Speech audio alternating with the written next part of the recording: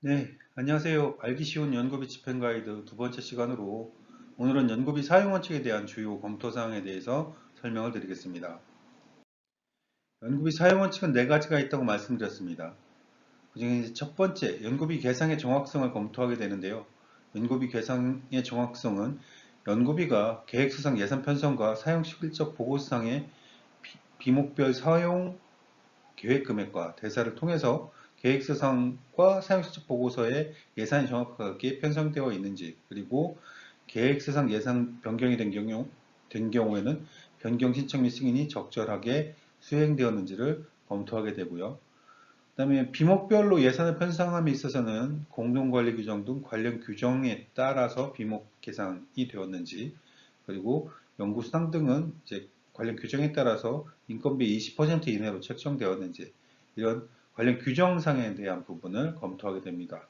더불어 이제 숙박비나 식비 등이 이제 출장지 관계기관에서 지급한 경우에 이제 중복 지급되었는지 여부, 그리고 출장비에 식대가 있는데 또 세미나 개최비를 통해서 식대를 이중 계상하는 경우, 이런 중복 계상 여부도 연구비 계상의 정확성을 검토하기 위해서 같이 검토되는 부분이고요.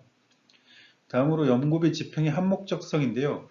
연구비 집행의 한목적성을 좀 축약해서 말씀드리면 연구계획서, 사업계획서에 따라서 사업비가 집행이 되고, 또 연구 과제와 관련돼서 직접적으로 관련이 있는 부분에 대해서 연구비가 집행되는지를 검토하는 부분입니다.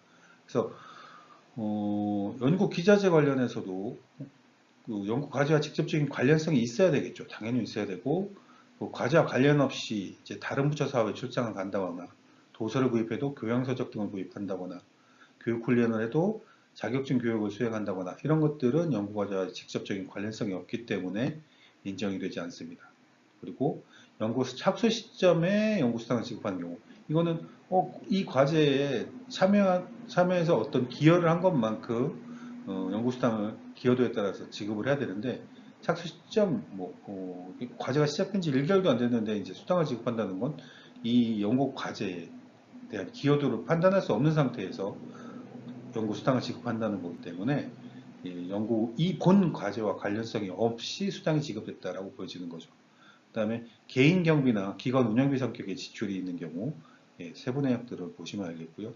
그다음에 부적절한 거래가 있는지 여부, 그러니까 연구비 카드 사용 제한 업종에서 사용하거나 23시 이후에 심야 시간대에 사용하거나 휴일, 휴가시 또는 업무 활동 외 지역에서 연구비 카드를 사용하거나 하는 것들도 이제 검토 대상이 됩니다.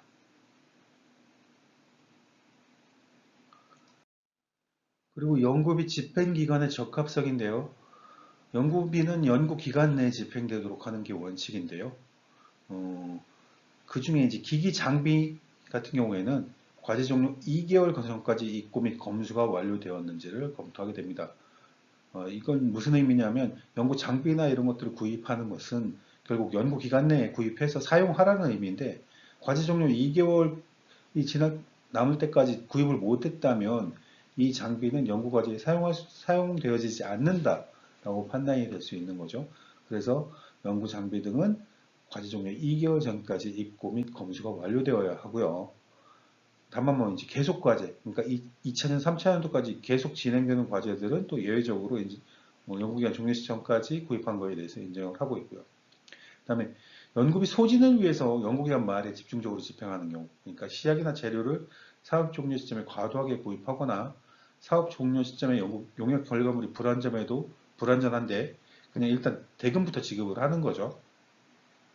이런 경우는 연구비 집행기간의 적합성에 문제가 있기 때문에 불인정되거나 반환 조치될 수 있습니다. 그리고 연구비 집행률을 높이기 위한 처리도 마찬가지로 사업 종료 시점에 집중적으로 발생이 되는 경우 보다 그 전반적인 검토를 통해서 이 부분이 본 그 연구 기간에 사용될 수 없는 구매다. 그러니까 재료를 구입해도 연구 기간 내에 사용하기 불가능한 정도의 그 연구 기간 말에 집행된 부분은 연구비로 불인정될 수 있으니까 유의해 주시고요.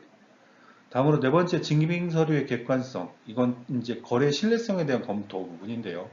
증빙 서류가 객관적으로 수치돼서 입증이 되는지, 그러니까 검증이 가능한지, 라는 부분인데 가장 대표적인 서류가 전자세금계산서, 신용카드 매출전표, 현금영수증 이런 법적으로 유효한 증빙이 제대로 수취되어 있는지, 그리고 수입 통관 등 수입한 물건의 경우에는 수입 신고 필증 등의 관련 증빙 서류가 비치되어 있는, 첨부되어 있는지, 그리고 학회나 교육 진행 시에는 그 이수증이나 참석 서류들이 있는지를 검토하게 되고요. 그리고 증빙 서류의 신뢰성을 검토하기 위해서 동일 업체로부터 동일 거래권을 분할해서 결제한 건 이제 그 결제의 신뢰성을 인정할 수 없겠죠. 그리고 기여도 평가 결과 상이한 연구수단. 기여도 평가는 뭐 A, B, C 세 사람이 각각 뭐 70%, 80%, 60%인데 실제 돈 주는 건 기여도 평가 결과와 상관없이 지급이 됐다. 이런 것들은 증빙에 대한 신뢰성을 훼손시키는 부분이 됩니다. 그리고 3천만 원 이상 장비나 공동활용 가능 장비는 제우스에 등록하도록 되어 있는데 등록하지 않은 경우에도 문제가 될 수 있습니다. 그리고 특수관계자 간의 거래는 신뢰성에 문제가 있기 때문에 거래하시면 안 돼요. 소속 직원에게 전문가 활용비를 지급한다거나 당해 과제에 참여하는 참여기관 내 이제 참여연구원들, 공동연구기관이나 위탁연구기관들의 참여자들한테도 전문가 활용비를 지급하시면 안 되고요.